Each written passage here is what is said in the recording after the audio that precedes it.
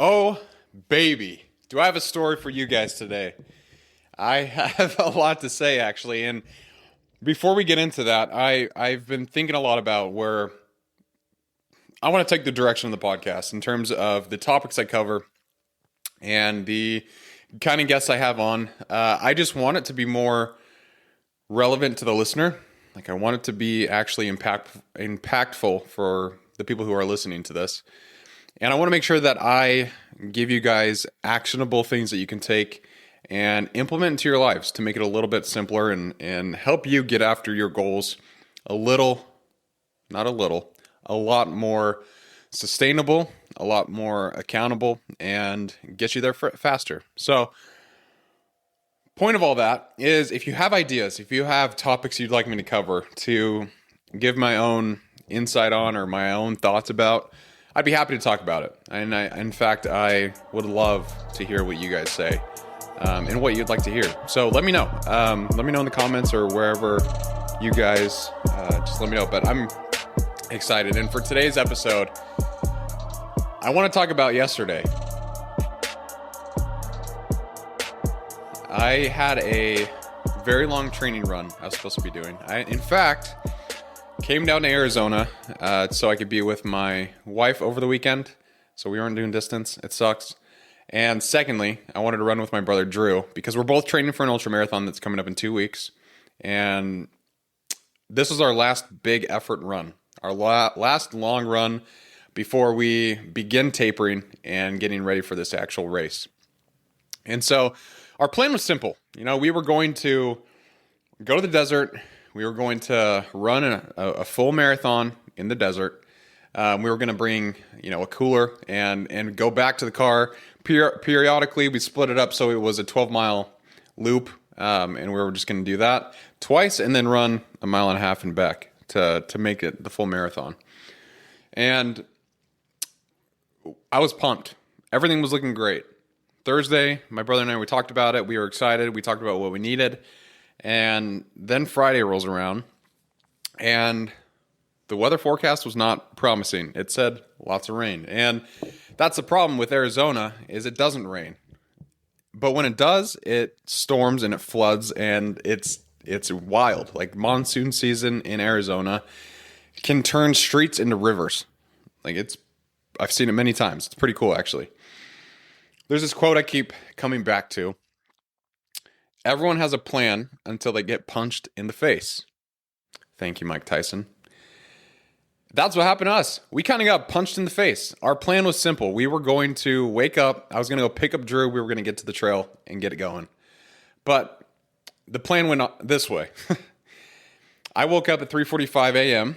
It was cold. And got up, got ready. I was feeling good. And then I got in the car and started driving. And it was raining. But then when I started getting closer and closer to Drew, the raindrops started getting bigger and they started coming down faster. Like, there was a ton of rain. And the roads were already starting to flood. Like, I ran into those massive puddles, the big puddles that you go on the side of your car, and it's just like, it goes all the way up, right? I went through a couple of those. And as I was going to Drew's house, like, I could see water on the road. Like, it was just coming down hard. The sky opened up at this point, and it was just pouring down on us. And so that's what I'm saying. Like, sometimes that punch in the face isn't necessarily a real punch. Like, sometimes it's a thunderstorm, or, it could be a thunderstorm at 4 a.m. when you're looking at trying to run a marathon in the desert. That's kind of where today's story begins.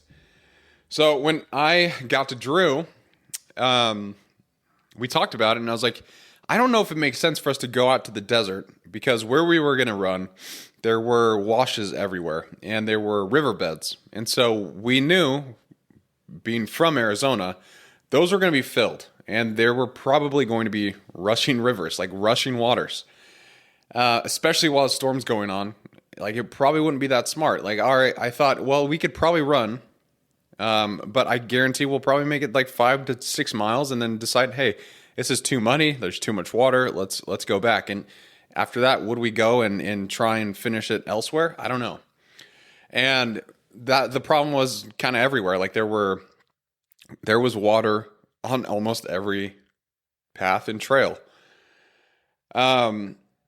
It really felt like some biblical storms, like flash flood warnings. And when I got to Drew, he sent me this alert, like he showed me this alert that he had on his phone from the weather app, and it said significant threat to life or property. And so we're like, okay, we probably, yeah, that's kind of the icing on the cake. Let's not go out and run in the desert. And yeah, here we were, just two idiots with electrolytes and water packs, thinking that we'll outrun Mother Nature. It's not how it works.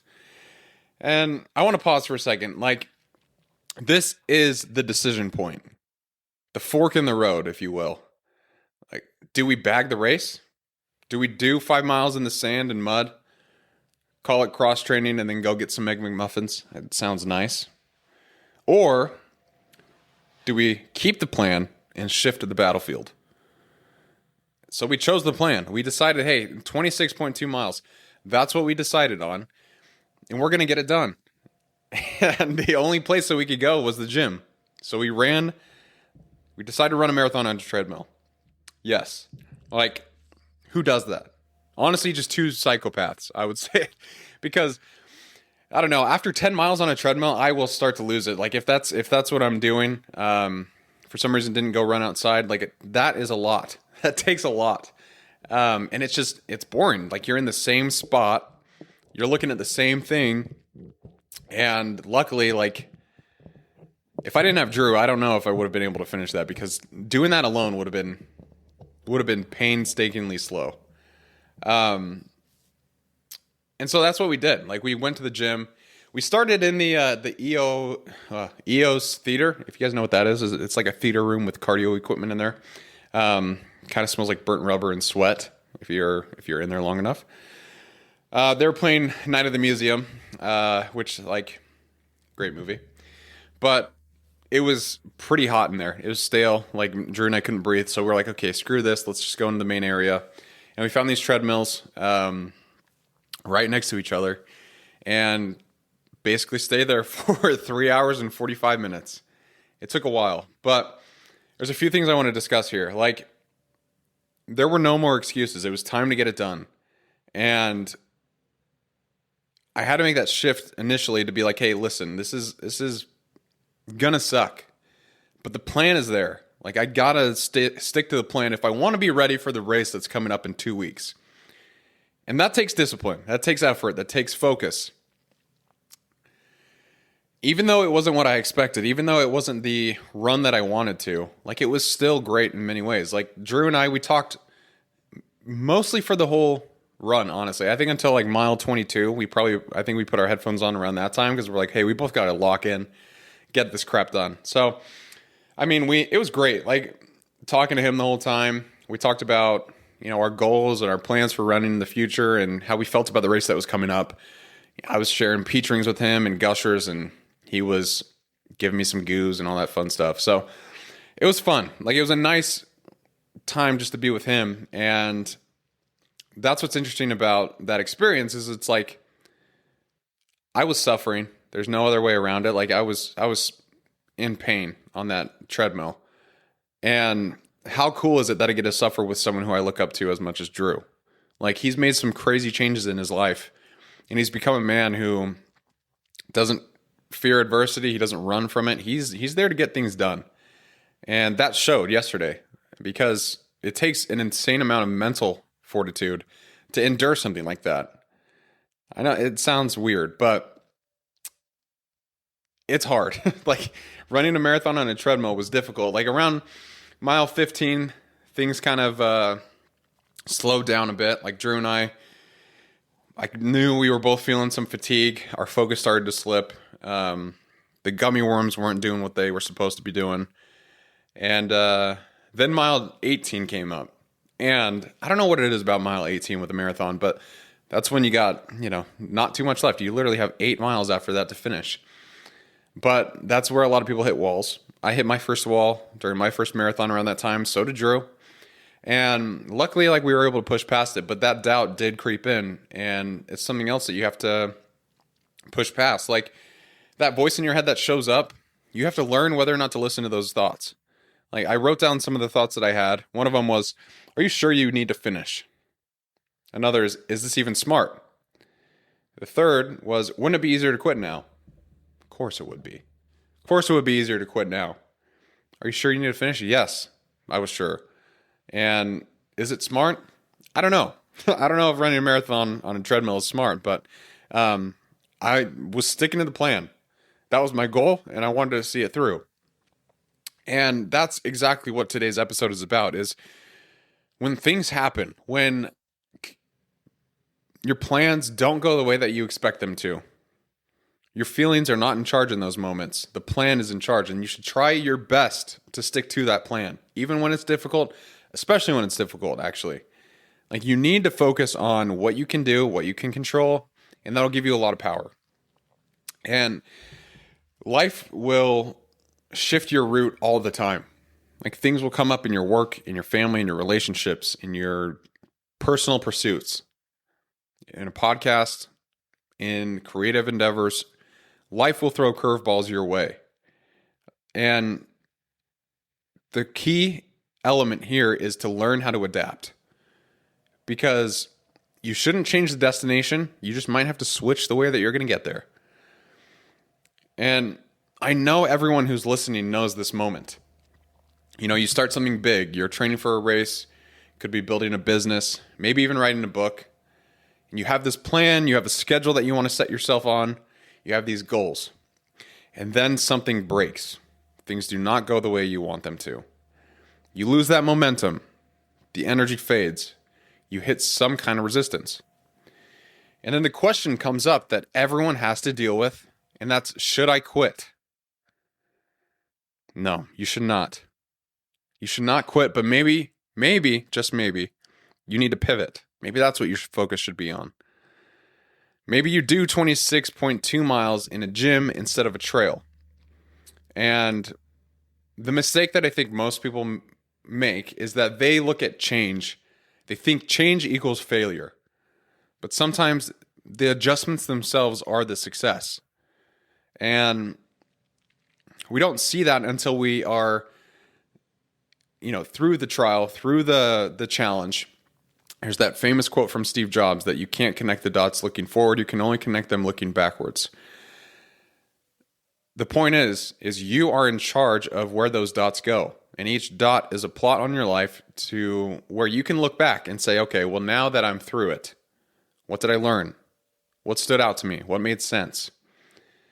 And that's the thing, is you didn't quit. You just recalibrated. That's discipline. And that discipline ultimately leads to power, like empowering yourself, empowering other people, and getting you closer to your goals. At the end of the day, that's what we're trying to do. We're trying to become the best versions of ourselves that we can. And we can't expect that path to go perfectly every single time. In fact, you shouldn't expect it to go perfectly every single time, because if you do, you're going to set yourself up for quite a bit of disappointment. And you're going to think of yourself as a failure. And so don't associate making changes to plans or adapting any way that you need to as some sort of failure.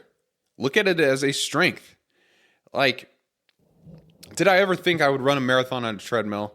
No, I've talked about it. I think, it'd be pretty funny to actually do it in previous thoughts I've had. I'm like, that would just be insane. Like, running a marathon on a treadmill. I know people have done crazy distances on treadmills, but again, those people are psychopaths. And I probably fall into that bucket too, because I actually ran a marathon on a treadmill. It was brutal. The hardest part about that whole thing was honestly mental. Like, yes, I think running, of course, takes a lot of physical exertion and endurance, but it also requires an insane amount of mental strength and mental endurance. And go and try and run a marathon on a treadmill. See how bored you get. It's tough. But again, like, I'm proud of the work that I was able to do given the circumstances I had. That's what really helped me see that I was still doing my best. I was still trying. Just because it rained out the trails we were going to go on, and just because, like, the weather app was like, hey, you might die. This is a severe threat to property and life. Like, whatever.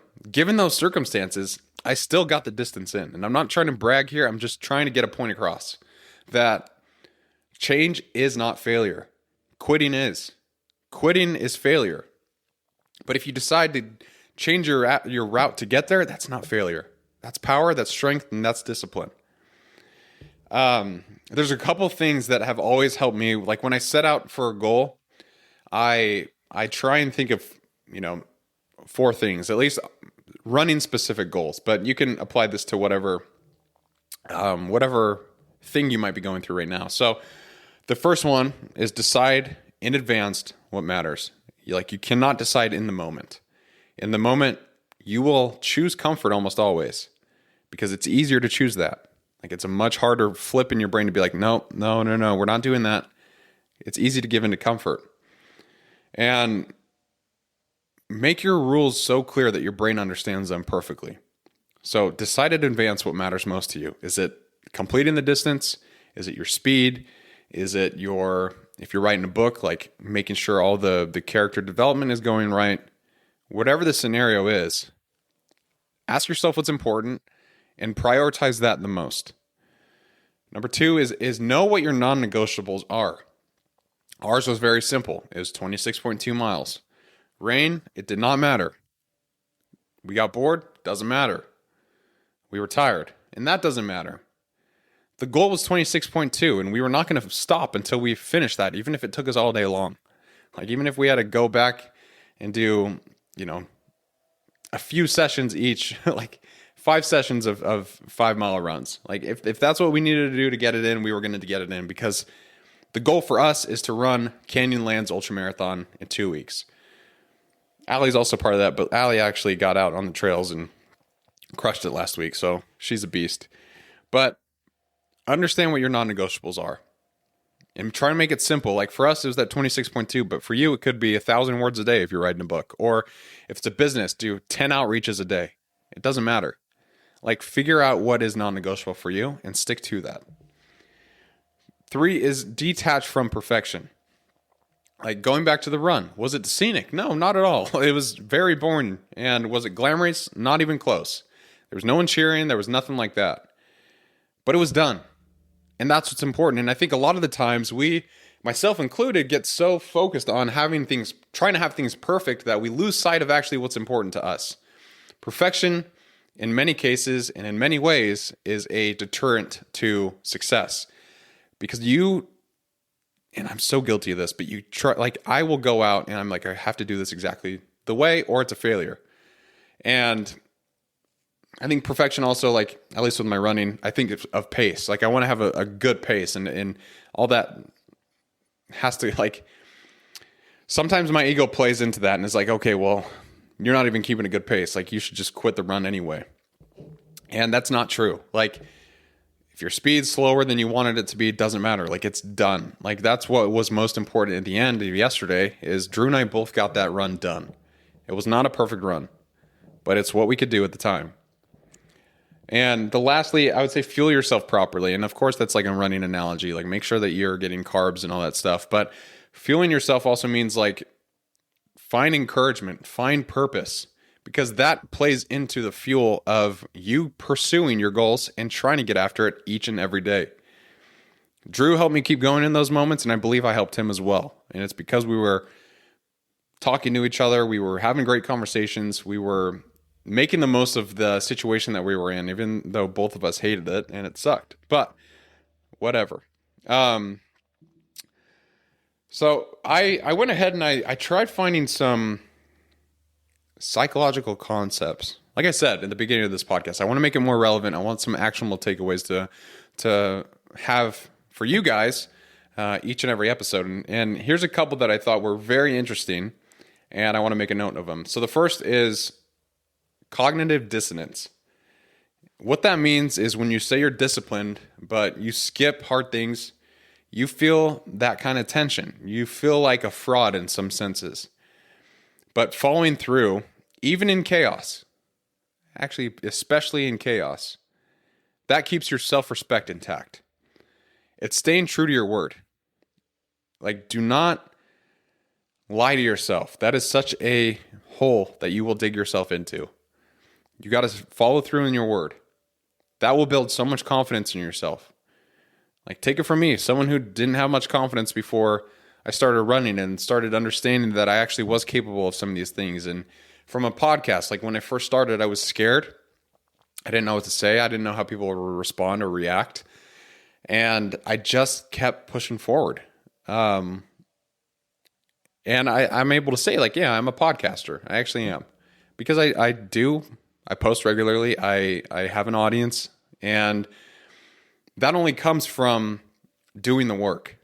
And I couldn't say I was a podcaster if I didn't have the evidence to prove it. And so with you, same kind of thing applies to your goals. If you're writing a book, you got to become an author by actually becoming an author, like doing the work. You can't say you're an author and keep pushing the project off. Do it now, do it today, and have urgency.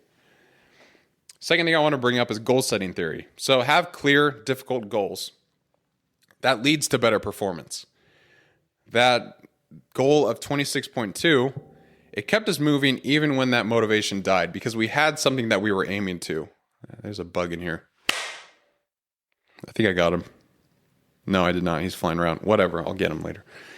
But that is important. Like, if you have your sight set on some kind of goal out there, whether it's you want to, get X amount of followers on Instagram for your business, you want to reach X amount of dollars in profit, whatever the goal is that you have for yourself, make it so clear that it's not at all able to be taken in any different way. Like, that is what the goal is.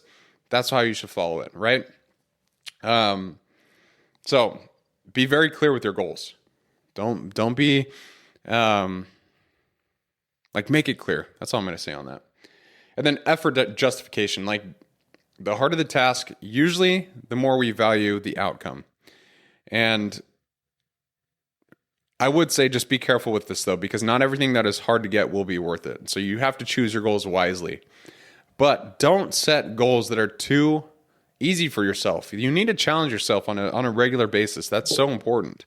It's important to be able to push past that. It's important to be able to fight through some of those thoughts that come up. Like when Drew and I were running, I had so many negative thoughts and I didn't have to listen to any of them. And I didn't listen to any of them because they didn't help me. Like, they were all just baby thoughts. Like, oh man, this is not fun. You still have to be here. It's only 7:00. You got to wait. You got to keep running for like another 2 hours and 45 minutes. You sure you want to do that? This sucks. Like, oh, you're going to be sore for the rest of the day. You might be really tired. You woke up at 3:45. Like, all these stupid thoughts in my head, right? Like, I'm sure you know what I'm talking about when you're going through something difficult or when you're pushing yourself hard at the gym. Everything in you will tell you to quit, and all you have to do is ignore those thoughts and push past them. Ignore them. Sometimes your brain gives you these thoughts to protect itself when actually they actually hurt you because you're not doing what you said you were going to do. And it's that cognitive dissonance. All of a sudden you start not trusting your word. And who wants to be in that situation? Follow through with what you say you're going to do. There's this quote from Winston Churchill where he says, if you're going through hell, keep going. That's exactly what we're talking about. Don't stop in the middle of it just because things start to get tough. Where's that going to get you? It's not going to get you very far, I'll tell you that. But if you're going through hell, keep going. Like, who knows how long it'll last with whatever thing that you might be going through. It could be a challenge you've been dealing with for years. And who am I to say, yeah, keep going through hell? That sounds like a good plan. But maybe that's what you have to do. Sometimes the answer sucks. But maybe that is what you have to do. You have to dig deep and keep going. And I'm reading this book right now called Fearless. It's about Adam Brown, who he's a Navy SEAL. He was on SEAL Team 6. He was a Navy SEAL. And he had a very crazy past. Like, he was addicted to drugs and his life fell apart. And then he decided to clean himself up and join the Navy SEALs. Of course, there's a lot more to it, and I would highly recommend the book Fearless. But there's this quote that their family says quite a bit. And it's, do what you got to do, and in the end, you'll be stronger. And that same principle applies if you're going through hell. Sometimes you just have to do what you got to do. And in the end, you will be stronger if you decide that it's not going to determine who you are. It's not going to be a factor in your, maybe not a factor, but it's not going to determine who you are as a person. If anything, you'll know what you're capable of and be able to push past it. So let's wrap this whole thing up. Let's bring it all together. What was the whole point of today's topic? Well, I want you to create a plan before the emotion actually shows up, and then follow it like a compass and really stick to it. Make that plan crystal clear, have actionable steps at each point where you're going to be, and follow through. And have contingency plans. That's another one that's very important. Is, yes, have a plan, but if things go astray, if things go awry, you will have a contingency. I learned that from Jocko in college, but basically, it's your backup plan. Have a backup plan, because you have no idea when things are going to decide to throw mud in your face and say, hey, this is not going to work. You got to figure out a different way. You got to adapt. But if you have those plans already set out, you have a plan A, B, C, D, E, F, G, all the way through the alphabet. It might be a little extensive, but you know what I'm saying. You will be more able to follow through on your goals. You will be able to see more progress. You'll be able to see more success. And that's because you are making that progress. You're adapting along the way. And when things do not go as expected, you're still pushing and you're still getting stronger because of it. That's very important. Be accountable to yourself and use others if you need to. Like Drew was a great accountability partner for me yesterday, because if I didn't have him, I don't know if I would have been able to finish that on a treadmill. It was unbelievably difficult. But share your goal publicly somehow. And don't go at it alone. Other people want to help. Reach out to them, ask them for feedback, ask them for assistance, but use them. They are resources that you can utilize.